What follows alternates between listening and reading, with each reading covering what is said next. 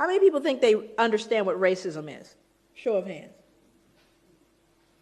Come on, you think you know. I'm not suggesting I know. I just have a couple of definitions that kind of came to me as I thought about it. How many people think there are white racists? That there are white racists out there? How many think there are black racists out there? Okay. Now, this is an interesting thing because this becomes important as we begin to define concepts. Now, I do that. I usually define concepts all the way. But one of the things that I do is I try to help people get a picture of what I mean by racism. So tell me how it is. First category is white racism, then we'll deal with black racism. So white racism. Tell me the ways in which white racism adversely impacts the lives of black people. Just what are the ways that white racism can adversely impact the lives of black people as a group? What are some of those ways? I'm sorry? Power, but how is that defined specifically? Education, okay. I'm sorry? Economically, employment. What else?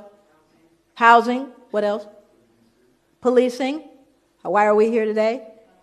Healthcare, okay. Now, we could actually kind of grow that list. Now we're going to move over to black racism.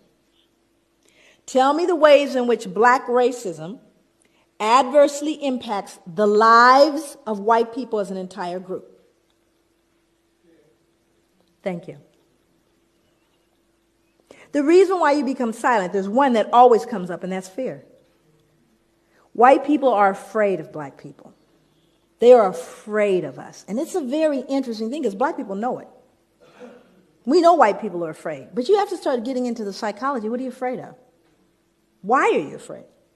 But it's an interesting dynamic. Now, also you see the difference in what racism is, do you not?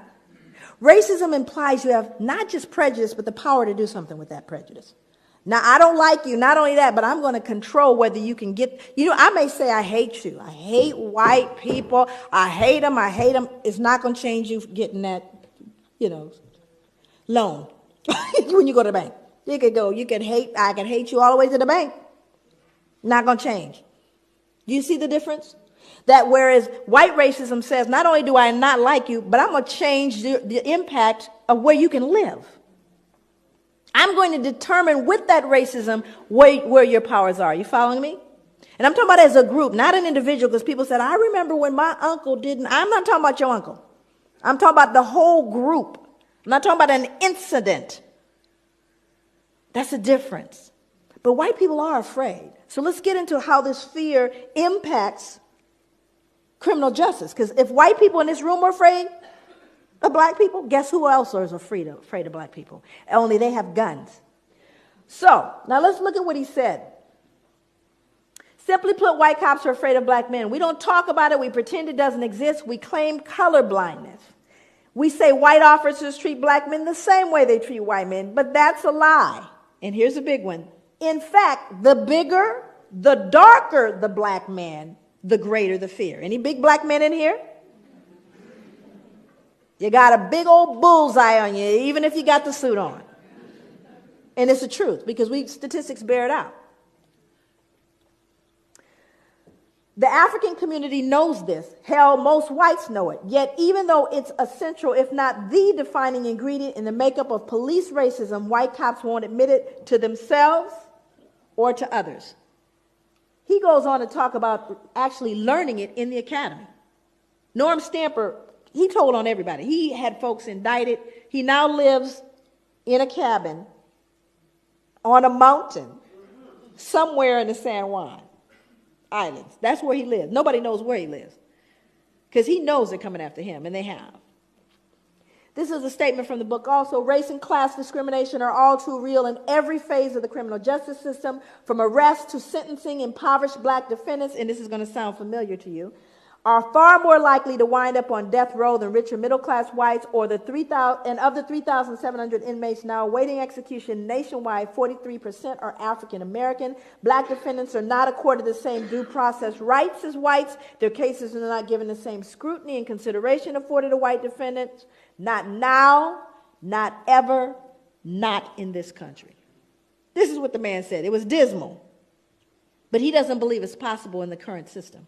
So what we have to realize is we need to be realistic about that. So what I have to do is teach my sons how to navigate this, do I not? Doesn't matter what I think and, oh, baby, we are the world. No, this is real. You do have a bullseye on you. When you're in the elevator with the only white woman there, and you're the big black man, she's clutching her purse and she's worried. That's a reality. And if you startle her too much, it used to mean you get lynched. Matter of fact, I think she could scream rape now and you get taken down. There's a kind of a fundamental basis for post-traumatic slave syndrome. How many of you are familiar with post-traumatic stress disorder? But when we start talking about chattel slavery, we're not talking about one trauma. We're not talking about a specific event. We're talking about generations of trauma with no intervention. Based on what I know about sugar plantations, tobacco, and the Caribbean, what I know about American chattel slavery and the plantations there, does anyone right now ever recall mental health assistance to slaves? Anybody remember sending in the therapist after I sold off your son, daughter, raped folks? At any point? Never. Second question. After slavery was officially over, now you're free. Anybody remember any therapy then? We know it's been rough, it's been deep for you, it's been difficult. We're going to do a little group therapy. Anybody remember that? That would be no. Number 3, after slavery officially ended, both in the States, in the Caribbean, the British ended, do you remember whether or not trauma continued? Did the trauma continue for people of African descent? I need to know. Okay, so now let's do the math. Hundreds of years of trauma, no treatment.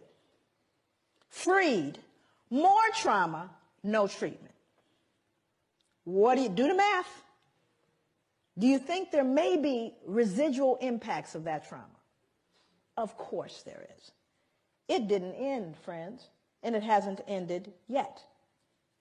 So I think on one point, African people and people of African descent are extremely resilient. Matter of fact, I think we're a miracle.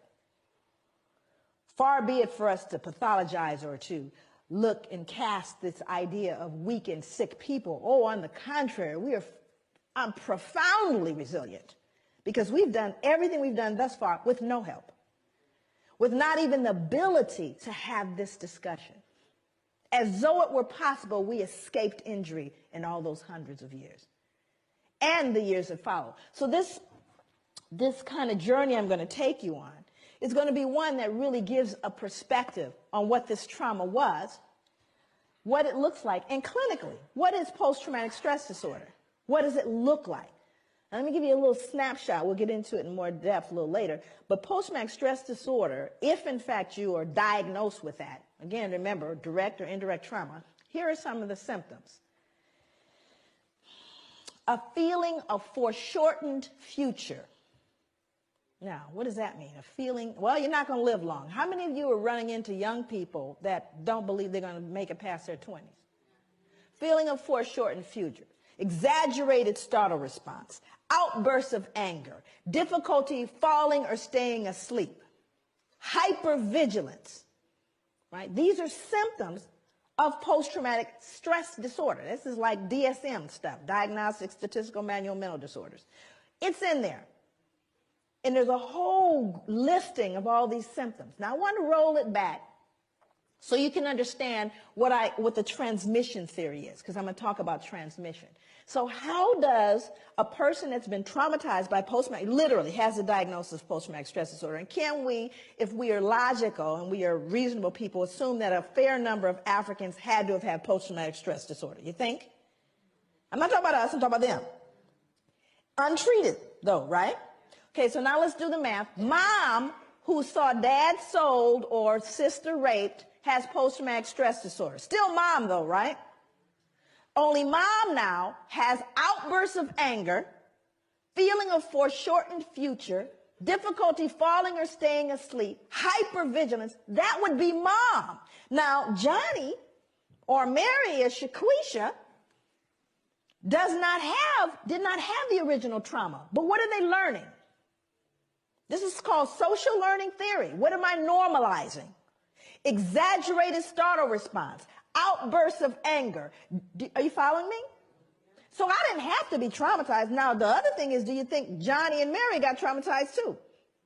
Do you see? So what happens in your environment, you learn from the significant others in your environment. And if they're broken, guess what you're going to be? You're learning from broken people. And you're normalizing that behavior. And then it becomes, years later, 2008, that's their culture.